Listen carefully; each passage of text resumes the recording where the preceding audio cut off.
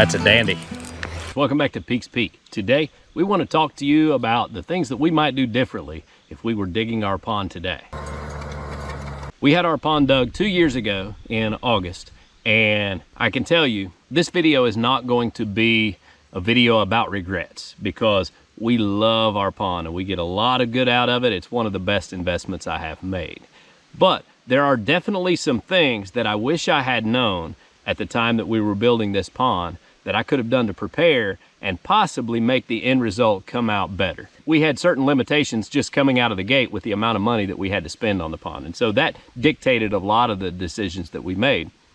However, there were some things that wouldn't have really cost us much, if any, extra that we could have done to make this a little bit better. There are also some things that would have been worth saving for if we had planned ahead. I want to talk about those things. That way, if you're in the planning stages of your pond, you can think about those things and kind of plan ahead, and maybe your result will be even better than the one that we got. We love our pond. It's beautiful. We've got a nice, cool fall day. I've got me a fire going over there. Caden's going to be home from school here pretty soon. We're going to do a little bit of fishing, so it's going to be a good time. What you got? Luca. Nice. What'd you catch him on? Some rubber bait. A little bitty chunk of rubber worm because we couldn't find any night crawlers, huh? Nice. So if you're thinking about building a pond on your farm or homestead or your piece of property, I will tell you it is a huge asset because you can get a lot of entertainment out of it, as well as it's great for the environment, the wildlife, draws in the animals and all of those things. So you really can't go wrong with building yourself a pond. The fishing, the kayaking, the just having a place to set up and have a fire and cook hot dogs and hang out or cook fish, whatever you want to do. A pond is just a great feature to have around on your property. So I would definitely recommend it. It's a good investment. Now the pond that we built is between 1/2 and 3/4 of an acre, and it's about 16 to 18 feet deep when it is full. It's a nice sized pond. It's plenty good enough that even when we lose some water or we go through times of drought, it's going to sustain the life that is in it. So that's worked out really well for us. To tell you a little bit about the process of building our pond, this was a completely wooded area here that was kind of already in a little bit of a ravine. And so they took an entire day just to clear off all of the woods and trees and stumps and everything out of the way, as well as enormous rocks that they had to push out of the way. Our pond took 5 full days to dig, and that was with 2 and sometimes 3 pieces of equipment running those days. Our budget was initially $8,000, and we ended up going to $9,000 to have the work done to build our pond. And that was really all of the funds that I had allocated for the project, and I wanted to get as big of a piece of property underwater for that $8,000 as I could possibly get. And that's part of why we went ahead and sunk another $1,000 into it there at the end. The purpose of that was to get the water to go back into the woods over there and just kind of spread the water level out just a little bit. So we wanted to go just a couple of feet deeper. That worked out fantastic for us, and so that was a good move. I couldn't be happier with what I got for the money because honestly, this is fantastic. It's a great place. Caden loves to come up here and fish. Everybody loves to come up here and fish. My daughter likes to go on hikes, and she'll hike up here and then sit by the pond, have little picnics and that sort of thing. So it's just a great thing for us to have here on the property, and we are very blessed to have that here. That being said, there are some things that I would do differently if we were starting the dig on this pond today.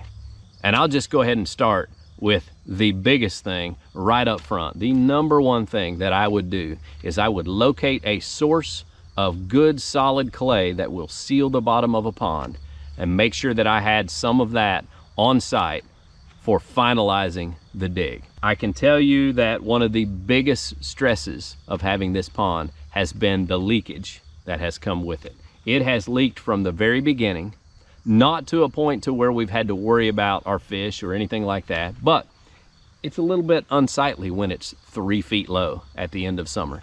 And it's just not as pretty as it could be. So that's part of the issue. But you know, a lot of people recommend digging much shallower ponds than what we have here. And so if you dug a 6 or 8 foot pond and it was leaking to this extent, you'd have some problems. You'd have some fish that are struggling to stay alive.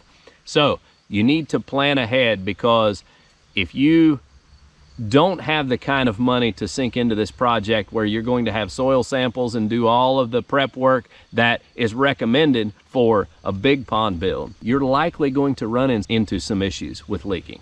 And all you have to do is do a little search on YouTube and you'll see there are lots of people that either complain about their pond leaking, or they're looking for a fix, looking for a product that's going to fix it because their water's leaking out of their pond. A lot of pond owners experience that.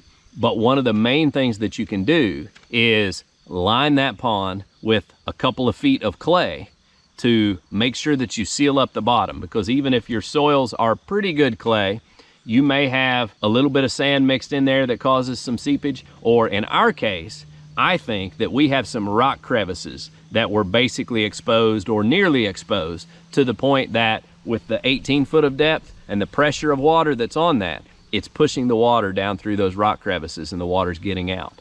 So if we had taken the time and the money to line the bottom, the deepest part of this pond, with a couple of feet of clay, I don't think we'd be having the leaking problems that we have. We never have any dampness on the backside of our dam. We never see any water anywhere leaking out of this pond. So it's got to be going down. We are actually up here on top of the hill, about 200 feet higher than our house right now. So if you think about the groundwater level, I mean, we're way up above the water table. So if this is not perfectly sealed, you can expect to lose some water and never see it. And that's what we're running into. So the biggest advice I can give you is put some time and thought into making sure that your pond is properly sealed.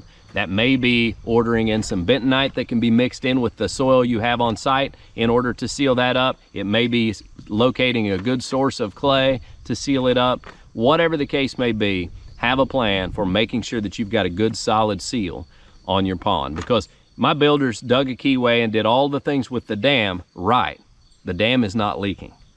It's our soil that's causing this pond to leak. So just think ahead with that and make plans to properly seal your pond. The extra bit of investment will be well worth your while. We did some treatments on our pond to try and help seal that up, and they are not cheap.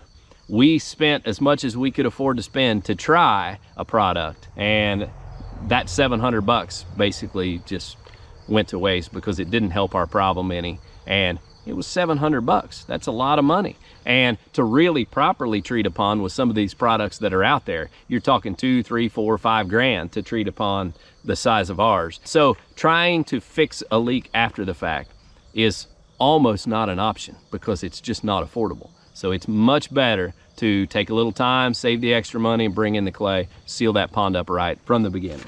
The next thing that I would recommend, and this is something that a lot of people I think miss out on, is pre-plan your fish habitat. Now here's the thing, I did a little bit of pre-planning, but not enough. I had these ideas that, well, we'll build these little fish structures and put in the pond, and that will work out well. But I didn't do enough research to realize that I was missing out on some key elements. If I had had some pea gravel hauled in for bluegill beds, then I could have fixed a spot and spread pea gravel in there and had a better spot for my fish to spawn. And that would have better supported the population of bluegill in the pond. But I didn't know that at the time, so I didn't plan for that.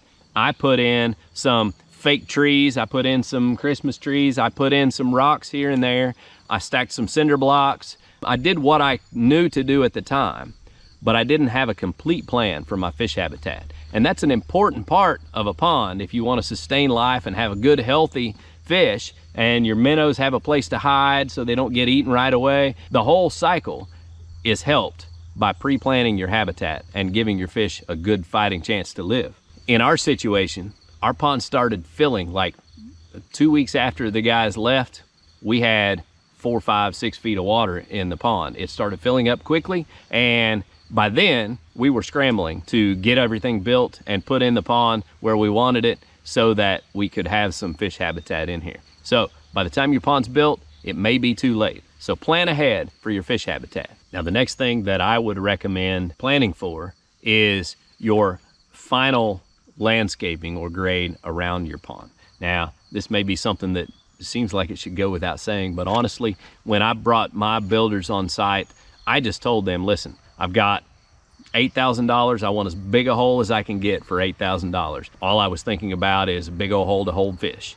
And I figured I'd doctor it up and make it look pretty after they left, and that would be kind of fun anyway. So they gave me exactly what I asked for. The problem with that is the way that we laid this pond out and dug it and did everything we could to make it as deep as possible and hold as much water as possible. I'm left with some pretty steep banks that are almost too steep to grow anything on, that are left out of the water over here. So because I didn't really properly plan that out, my pond is not as pretty as it could be. And that's not the fault of the builders, that's my fault, because they gave me exactly what I asked for.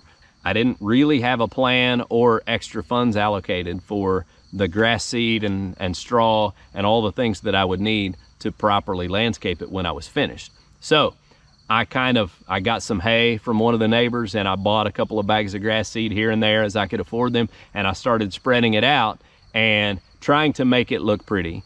But the fact remains is I've got one edge of the bank over there near the camp area that is a pretty steep drop off, and I don't quite know what to do with it. And once the pond's full of water, it's a little bit harder to do that kind of work.